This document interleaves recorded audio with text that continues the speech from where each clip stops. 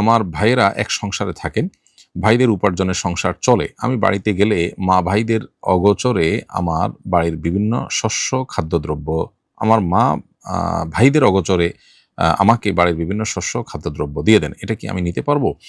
আপনার মা যদি আপনাকে খাদ্যদ্রব্য, শস্য এগুলো তাঁর যে খাদ্যদ্রব্য, শস্য সেগুলো থেকে দেন, তো সেটা দিতে পারেন, কোনো অসুবিধা নেই।